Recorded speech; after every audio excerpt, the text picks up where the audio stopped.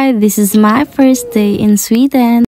And finally, nagkita na nga kami ng ate ko at ng Kuya Franz dito sa airport. Actually, pagkakita ko sa ate ko, na-amaze ako kasi ang ganda niya. Parang di niya ako kapatid.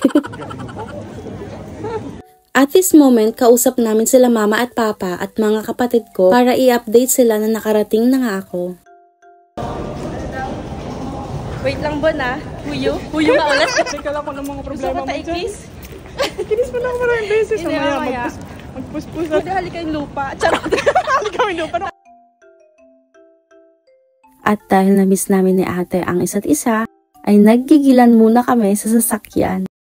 Years pa tayo nakita? 5 years. Isa nito na ang aking finally after 5 years. At nung parehas na nga kaming kumalma, ay nagchikahan naman kami about sa flight ko, sa life, and all.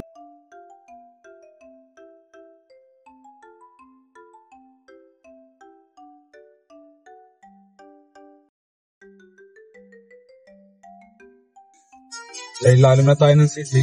Ay, hindi sa Denmark.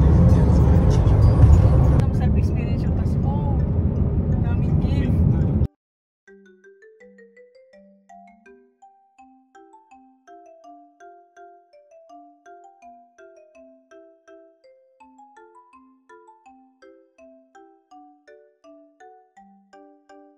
At bago kami pumunta sa bahay nila ate ay dumaan muna kami sa grocery. Sobra ako na-amaze bago pumasok sa grocery stores kasi ang daming flowers na naka-display for sale. At napansin ko, hindi lang pala basta flowers yung binibenta kundi halaman talaga na pwede mong alagaan. Next naman, dito tayo sa bread section. Tinanong nga ako ni kuya kung anong gusto ko matikman, then I choose the chocolate croissant. Char!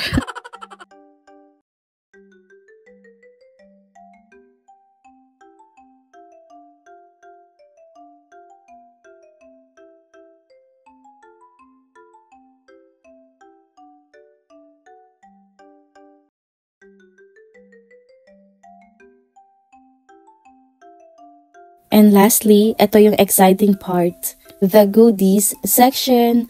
Grabe, ang haba pala nito. Ito, take mo mic up.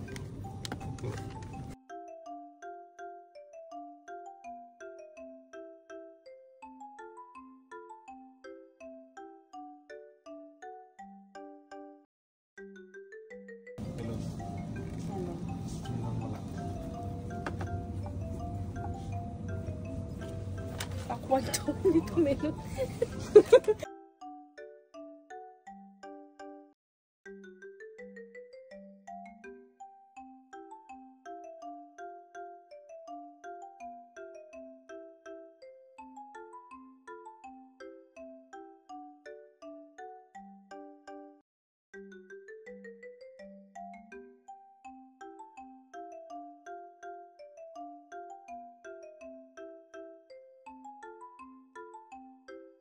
Pretty woman. Look it.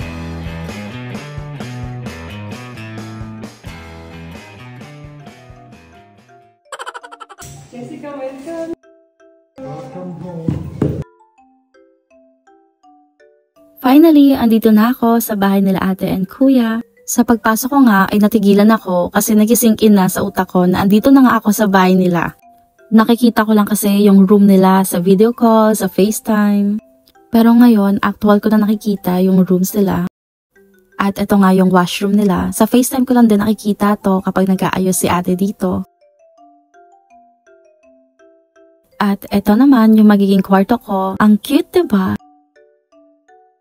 At yung balcony naman ay dito lang pala malapit sa kwarto ko. Hindi pa naman masyadong maginaw ngayon kasi sakto summer nga pala sa Sweden. Sa moment na to, overwhelmed talaga ako. Kaya lang, nahihilo na ako kasi 3 nga pala yung sinakyan kong eroplano. Muy bien ito. Hola! Maya-maya pa ay tumawag naman ng ate Erica ko. Kinamusta niya yung biyahe ko and also, sabi niya itour ko daw siya sa bahay nila kuya and ate. And after namin magkausap sa call, ay nag-open naman kami ng mga dala kong pasalubong from the Philippines. For Kuya Franz. Wow. Ma, dilis natin. Danggit, ma, danggit. May buko ba? Ay, buko ba? Tagisa tayo. Ay, mamay ka ba? Mamay ka ba? Diyan pa, ma, buko. Pabungot talaga. Ma, gusto mo, ma? Kamatis. Ma, ito maalat na ako lang dito. Kabalot. Tapos na kamot.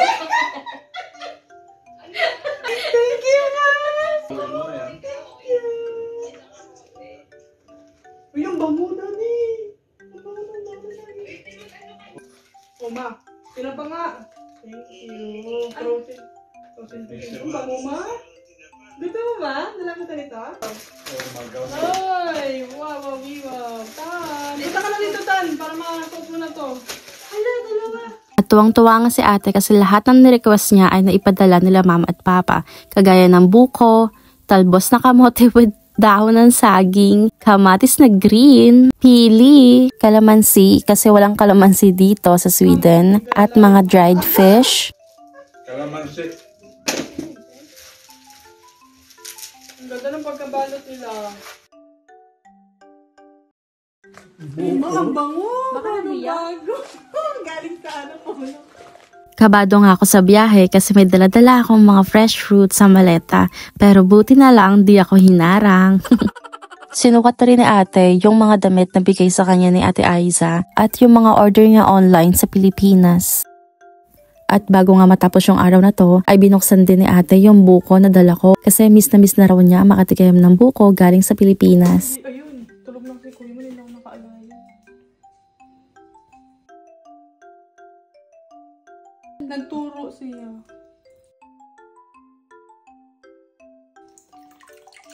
Ay, dami pa! Sibap sa jibap. Nalagay ko sarap para fresh.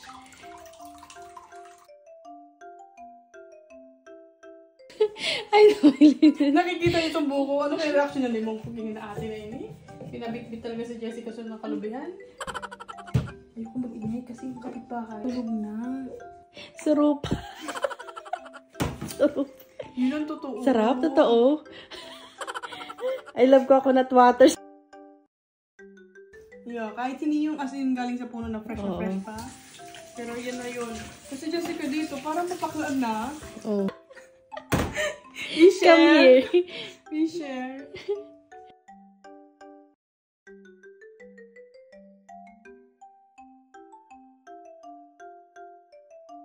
Gusto yung umaga, refreshing, amoy-amoy mo lang yun.